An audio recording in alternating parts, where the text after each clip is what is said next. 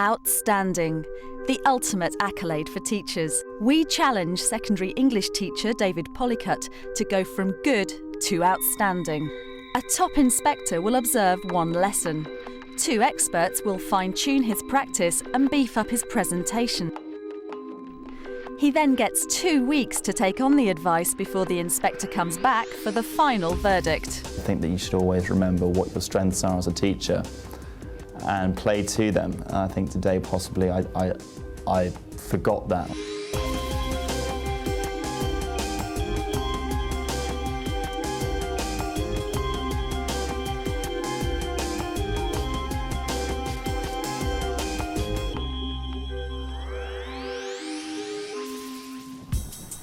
Sydney Russell School is a large mixed comprehensive in Dagenham, East London. David Pollicutt is an English teacher in his 3rd year of teaching. I have got a passion for literature, and I do like to see students' reaction for the first time when they come across something new and the penny drops and they realise there's more out there than what they previously thought. The English department rates his teaching as good. 8FS. They're hard-working, they're fun. Yeah, I must say, darling, I couldn't possibly lend you any more than £5,000. Yeah, I must say, darling, I couldn't possibly lend you any more than £5,000. I enjoy his lessons because he makes them fun. He likes taking the mickey out of people sometimes, which is very funny. A bit more like a Victorian gentleman. David will focus the challenge on his Year 8s. His personality in the classroom is definitely a strength. His subject knowledge is really strong. I think he does need to think about how he gets all students involved in the lesson. I'd like to bring more things like active techniques and bona fide discussion to the class. I think, like lots of teachers, I tend to speak too much. So you need to have someone speaking in the next sentence you write. It could be Well, he does explain quite a lot to you, and if you don't understand, he will go over it and over it again. If you don't understand, he's not the kind of person that you'd be afraid to ask. As trite as it sounds, I think you have to want them to do well. It's not actually about you as a teacher, it's more about them. Obviously, I like to think that I've got the potential to become outstanding, and hopefully this process will get me somewhere closer to that nirvana. It's the morning of David's observation. With hundreds of inspections under her belt, School Inspector Claire Gillies leads inspection teams up and down the country. She certainly knows an outstanding lesson when she sees one. I'm at Sydney Russell School to watch David Pollicutt with his Year 8 English class. This is a higher ability group. David has 60 minutes to impress our inspector, continuing their unit on great expectations. Right, what you have in front of you should have a number on it, and it says I can at the start. What I'd like you to do, first of all, just for 2 minutes, is to read through these success criteria, and actually write a number down next to each one, what you think you are good at doing, what you are not so good at doing. The thrust is much more now on making a judgment about the learning in the sort of pupil's eyes and sensing, are they learning enough, are they moving forward, and are they genuinely interested? The last lesson that we had, we were looking at this character. Now, you are going to be putting yourself in the position of Miss Havisham. You are going to be portraying Miss Havisham yourselves. Just to give you a little idea then, this is the sort of thing that I would do. No! I hate you. I hate you as well, I'm jealous of you. You know why? No. Because you're going to find someone you love, aren't you? He's funny, just the things he comes out with. He's just so random sometimes. But it's important because, like, if you don't, then you're just going to sit there and go, I don't want to go to his lesson and just not enjoy what he does. Right. Write some ideas behind about the kind of things you're going to say, the kind of things you're going to do. Remember, you will have to talk about all these things on this checklist. Those of you with number 1 on them are going to be doing Havisham the poem. Those of you number 2, Miss Havisham in the extract. At 25-2, we'll start seeing some of these being performed. Can't wait. So you've got the extract. So you've got to think about, first thing you've got to think about is the things that she says, okay, the language that she uses. What have you been picking out in yours particularly? Because I don't get it. Some of the papers was a bit confusing. It was like quite a lot of papers and everything to understand. Right, so what you've done here, the skill you've used there is that you've actually used embedded quotation. So that's excellent. You've also put that in your own words. So you've done an inference here and you've used a quotation. The poem was quite complicated because you don't know what she's on about. The extract was really long and got quite boring in the beginning, so it was quite hard. I do want to see some presentations. Jess, you had Havisham, or do you have the poem? So Havisham, yeah? What's wrong with you? We're gonna get married! I love you. Okay, yeah, well done, Jesse. Wow. I thought it was pretty interesting to be Miss Havisham because you sort of got an idea of what she was about, and it was much more challenging than usual. Very quickly answer the peer assessment form for what you think about Jesse's performance. Time to see one more? No? Okay, in which case, I'd like you to very quickly go back to the thing that you did at the start of the lesson, which is your success criteria. It was good because it was complicated, because otherwise if it was easy then we'd be just bored. So how did David get on?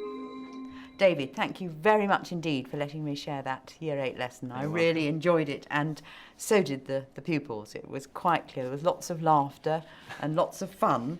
To give them an example, of course, was just brilliant, to sort of sit and do a role play yourself, because it shows I'm prepared to make a fool of myself and be laughed at, and they really enjoyed that. And I think they got quite a lot of English out of it, perhaps not quite as much as you'd have wanted if you know, when you were reflecting at the beginning and the end. How did you feel it went from achieving what you wanted? Limited, I would say, in terms of what I wanted.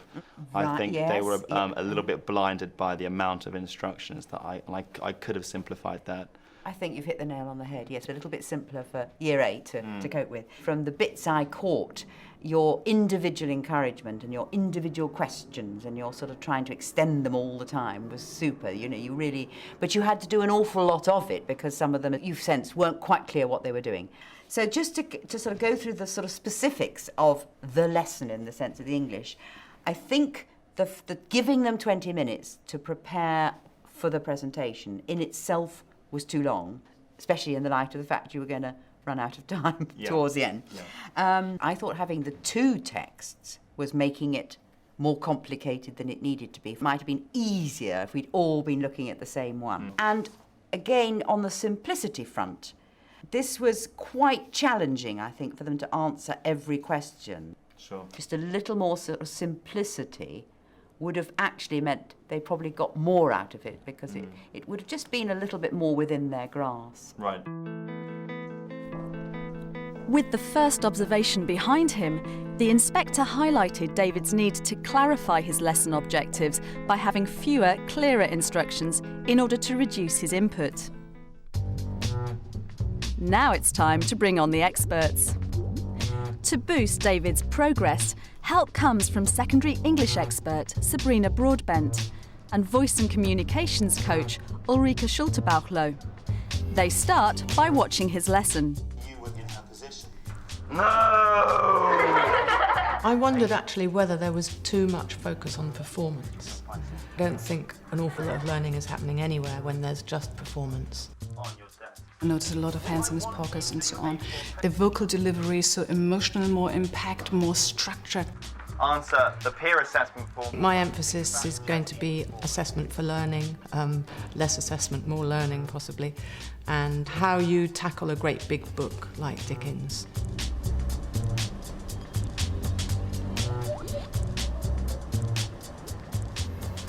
The start of that lesson, brilliantly calm and obviously positive. They have good experiences of lessons with you. And I just thought a way of getting all of you in the room focused on the learning and what it is you're going to learn, it would be to fill in the big blank space behind your head, which is empty, and put, you know, the two objectives, just have them written up there, so that, you know, there they are, like a kind of banner. Yeah. And everything then leads on from that. Doing Dickens is always daunting, isn't it? Great big book, time constraints, different abilities, different experiences of reading. One of the things that you might do quite early on is make them kind of literary detectives, really. So list 5 things that suggest this novel was written 150 years ago. And there's a really good teaching aid here, which is the book. Okay, it's right, 5 things which tell us it was written 150 years ago. They might come up with, you know, old language, archaic vocabulary. So what clues are there in the text that Dickens wrote his stories knowing they would often be read aloud? I mean, that's one thing, I think, to tackle the sense that, oh, this is too difficult. And that is that actually it's almost like a script. So that kind of, you know, throwing the gauntlet down at them and saying, right, bet you can't do that, there's the book, do some research. There's some props here, which you might use in all kinds of ways. One thing you could do is set up the elements of the plot. They act as kind of prompts during the reading. I think that it makes them curious, and we want to keep the curiosity going rather than foregrounding the difficulty, which they will be anxious about. So you've got here a girl kept captive, a fortune lost, a man driven mad. I mean, you can almost sort of make it sound like a soap opera, couldn't you? Or think about it as being in terms of a creative writing task as well. I mean, I think they would run for that. Then over here we've got characters. Would you put these up even before they've met the characters in some case? Don't you? They might be curious. This is someone called Arthur Havisham. So you prediction work. Who might Arthur Havisham be? So it's like, you're not going to get them to read every word of this novel, but it's a way of, again, making them researchers. You're all researching this old text. We're trying to get through it and remain curious and make discoveries.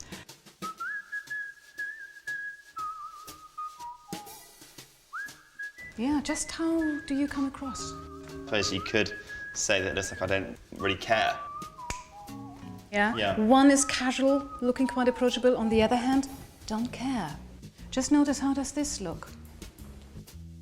Position of my body is quite sort of aggressive, isn't it, I suppose? Like I'm sort of bearing down on people. Yeah, towering over people. Yeah. Crazed, almost.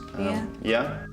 The other kids sit actually on the same level with you. Yeah. Simply visibility. Sort of, not all of them can see me. Quite removed from them, I suppose. I'm not really in their field of vision. Yes. What I would like you to do, please, folks, is to turn to your second sheet.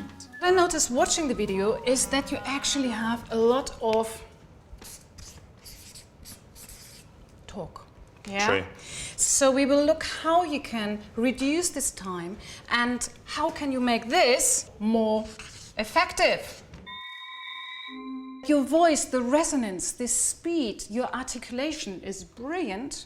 But where you could definitely improve is the variety of it, because at the moment it is more grey, white, so it stays very much a little bit the same. What I like to encourage you is to use colours like green, yellow, and what I know you have tremendous skills to add more colours. And if you think of this Havisham, which colours do you associate here? I suppose mainly the black and the red ones. These two, yeah. Beloved, sweetheart, bastard! Not a day since then haven't I wished him dead. Yeah. Fantastic. Yes. Got the ideas. Can you feel how much energy you have? Yeah. Keep this energy. And we're now moving and using this energy how to give you instruction with a little bit of this kind of oomph. Good. Off you go. Bright colours. So, what I would like you now all to do is to actually go away and to spend 10 minutes. Sure. More. 10 minutes. Yeah, right. Preparing your presentations on Miss Havisham. Good. Did you notice you talk far less than when you take things in the more grey and white and you have to repeat yourself because they can't take it in? I'll try and do more often. With Sabrina, she had so many ideas that they're sort of coming out of my ears. I had almost abandoned the hope of being able to look at a whole novel in its entirety, thinking that it was too great. And she sort of made me reevaluate what my priorities are. And that's given me a lot of hope and excitement for trying to bring that into my lessons. With his final observation just weeks away, David's back to the classroom to put all the advice into action and raise his game. It feels proper to be using novels. It gives them more of a sense of something concrete and something real. Putting themselves in the position of literary detectives and finding out about the various characters and how they all interconnect both to each other and to the plot. So we need to find a new character though. Yeah, look at for a Wormick, I think. Wormick. After some initial skepticism they had when they had this sort of dusty old book in their hands, I really feel that they've grown much more excited by it. Where does he find Pip?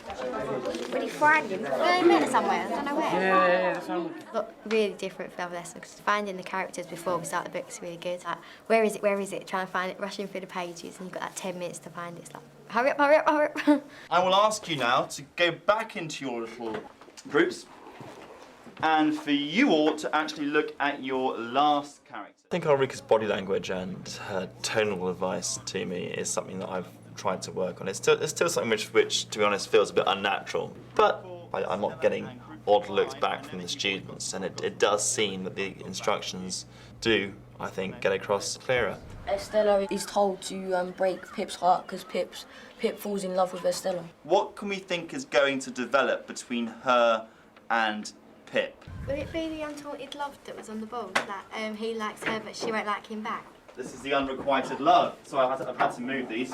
The unrequited love thing, which you weren't sure where it came from. I don't really read books that much, but I want to read this book because it seems interesting. Why do you think it's Joe? Because in the description it says he's got a hair on his face and he don't look smartly dressed or anything. Wonderful, Hayley. We never really finish books, but this one feels like we're going to finish it because it's quite good and everything. I'm enjoying it. Get me in so much trouble. David takes time to reflect with girlfriend Rachel on his progress so far.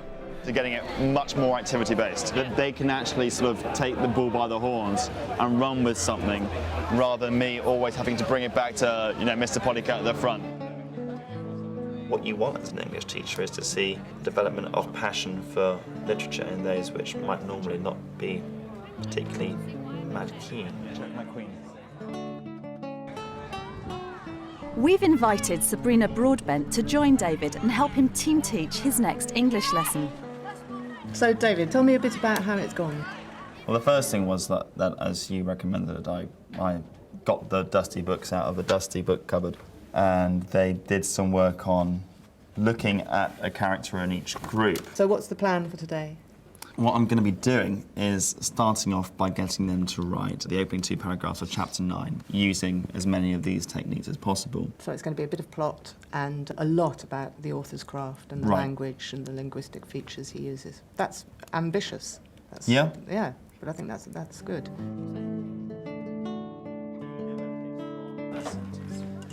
I think Dickens probably wouldn't start with "I felt so aggressive." So perhaps you might start, Chloe, with a little bit of description about precisely where he is and then going into where he's feeling. You're writing as Pip, you're in the first person. Are you going to have him about to knock on the door of the forge? Well, he wouldn't knock, would he, necessarily? It's his home. Are you going to have his hand pushing the door open? You've got a few things to decide. They're all set off brilliantly. I have a feeling, though, you know what's going to happen, that you're going to have to go around to every single one because they rely on you. One thing we could try is we could just say to them, right, do the first sentence, and then you say, OK, let's hear a sentence.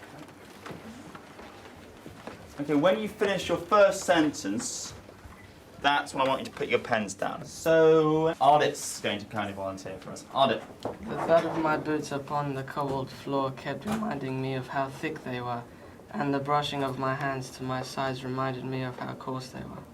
What do we think of that? I think that's fantastic. Why might you think that's good? Ashley? He was referring back to what Estella said.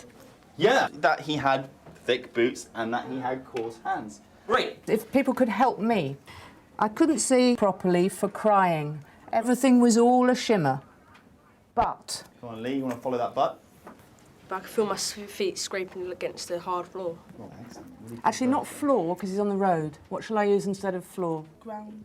Ground, exactly. She really sort of pinned them down and gave them sort of incremental baby step targets so they can actually see exactly what they've done in a sentence. Morning, Refair. I suppose I'm confident because I think I've understood all the targets which both Claire, Sabrina and Ulrika have given to me. And I'm hopeful that I can build on the strengths that I already have in my relationship with the class, and their enthusiasm for the text, to bring out an outstanding lesson.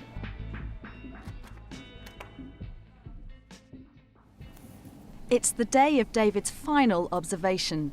Still time to act on Ulrika's advice. So I'm also going to remove this barrier between myself and the children. It's a symbolic act, like the Berlin Wall coming down. No barriers to learning. Claire Gillies is back, and it's crunch time. With all that expert advice and weeks of practice behind him, Right, ladies and gents. will David have made it? From good to outstanding? What we're going to do in today's lesson, as you can see, is to continue to write a little bit more in the style of Dickens. And then in the second half of the lesson, we're going to think about ways in which we can actually read that aloud. Now, having read lots of your ones in my spare time, I realised that there were 3 devices in particular that we weren't using quite as much. The first device, spelling phonetically. I didn't know you were such a fat whale, is an example of phonetic spelling. Another one, very quickly. Fison? All right, let me let it. One noise coming. Avesta at you have it. Yeah, okay. Nice effort. Right, so the first thing I want you to do, you did so well with just doing little bits last lesson. I'm just going to ask you to write the next sentence, please, of your 3rd paragraph, in which I'd like you to use some phonetic examples of dialogue. Just 2 minutes on this, I'm going to hear some, please. It was very clear because I understand what I had to do, so it was easier for me to write on it. The next device that I thought people weren't quite so hot on was the idea of using irony. As clear as mud and as enjoyable as root canal surgery. Continue with your dialogue and get Joe or Pip or whoever's speaking to use some irony there. Why don't you go back to the voice of the narrator? So using Pip as the person telling this. When we wrote our paragraph, he asked us to do some devices, but what I couldn't do was after I finished one, I couldn't put it straight onto another. Dickens was famous for the brilliant readings he gave in Britain and America. To prepare for a reading, he would mark the pages with prompts to himself. Using these words here, think how you would actually perform what you have written. Writing on your work, words in the margins or words next to the words that you're going to be stressing. If, for example, you think you might use pathos at some point, so you would try and say that line extremely miserably. Think how you would be performing this text if you were yourself Charles Dickens. That's one reason why you might speed up. You're trying to increase excitement, aren't you? If you think about music in a film, the music gets quicker when it's getting to an exciting part, and that's what you're doing with your voice. So if you've got any bit here with a bit of tension or a bit of excitement, you might quick on at that point. Daryl. I'm not quite sure what I'm doing now. So what we're doing is you're going to be reading this out in a moment. The writing and trying to talk as if we are Charles Dickens was really hard, but at the same time, different and fun. My small hands stroking my innocent legs as I begin to cry. The scene in front of me now become blurred. Mr. Pumblechook waddled behind me, snorting my name. Pip, boy, come here. Lovely. Thank you very much, Jessica. Comments, please, about Jessica. What do you know about some of the techniques that Jessica used when she was reading out then? When she said, come here, she went, come here, you. She certainly she made her voice sound aggressively, and also she, come here, I wouldn't say come here to you, I say come here. Yeah. So what What linguistic device was she also using? She was speaking phonetically. She was speaking phonetically as well, so she's done so many devices there. What I'd like you to do now is just to fill in this little task about how much you've learned and what you've learned. Before we were doing kind of easy stuff, and he's made it a bit more challenging so we understand more. He's just made it harder, but then it's easy at the same time where he's explained it well. Thank you very much, CFS. Cheerio. Well, David, thank you very much. It was great to come back and see another lesson. It was lovely the way you'd structured those two very clear, different sort of halves. But if I honestly reflect on the sort of total volume of learning and where they got to, they did a great deal of work. I don't feel the second half came off as well as the first half. And I think it would have been much more helpful if we'd had some examples before we'd started to work on our own text of what we really meant by speaking cheerfully, speaking with pathos. With hindsight, I would have done some modelling in between it. Yeah, then it would have made a nice, because when you did, just briefly, we laughed, we relaxed, and a bit more of that, and a bit more play on it, sort of in the middle, would have. I think at that point I was panicking about getting through the work, so I thought, right, no time for messing around now. Again, quite a heavy lesson, and one or two of them I think really found it almost too difficult. But it was really interesting when I was talking to some of them how many said, I'd much prefer it to be too hard than too easy. So if I reflect on the whole, there were, just like the time before, some really very good elements of the lesson. And the reason that it didn't make the outstanding category was the structure in the sense of breaking it up and the sort of perhaps overload of ideas that made that second half very difficult for them to absolutely clear, you know, what you wanted. But although this one lesson wasn't, I see no reason why in the future you won't be delivering some outstanding lessons. So thank you again for letting me share the lesson with you. Thank you. Yeah, I'm disappointed. But, you know, it's all about the journey. And the journey's been fantastic. You know, I would take on board so much of what's been said to me by various people. And although this lesson itself didn't go from good to outstanding, I think that I'm now equipped with all the tools that I need to deliver outstanding lessons in the future.